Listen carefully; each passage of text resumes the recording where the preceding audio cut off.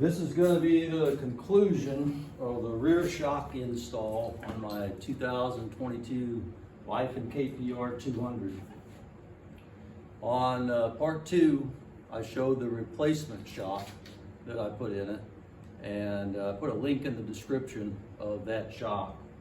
Well, since then, I wanted to try another shock to see if I would like it better, because it was a lot lighter. The spring was a lot lighter, and it is an air shock, so I thought, well, I'd try it, and I gave it a little bit of preload, about a ½ inch, put about 20 pounds of air in it.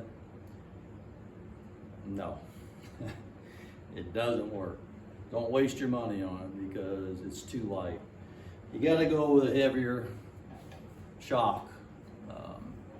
So that one I showed in part 2, that's the one you need to get if you're not happy with the stock shock. At least it works for me anyway. What I did with my shock, I did a little bit of playing with the adjustment. The preload on the spring, which would be this adjustment right here, you tighten this down and it squishes, compresses the spring to make it tighter.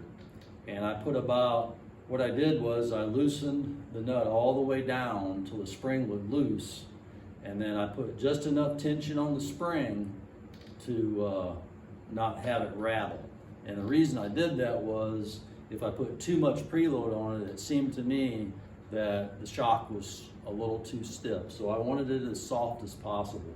So it has just the minimal amount of preload, and as far as the air goes, I've only got about 2 pounds of air. So I'm running about a minimal as I could get on this shock, and I'm pretty pleased with it. It does really well.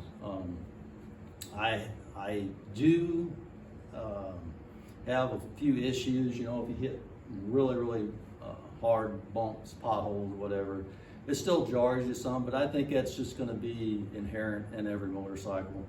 I'm probably wanting a little bit too much, but that's why I went with this lighter shock. I thought maybe I could accomplish that and get just a little bit softer ride, but it doesn't work. This shock, for me, I weigh 180 pounds, so I would say that this shock, since I'm on the lower setting, works well for probably 175 up to 200, 220, 230.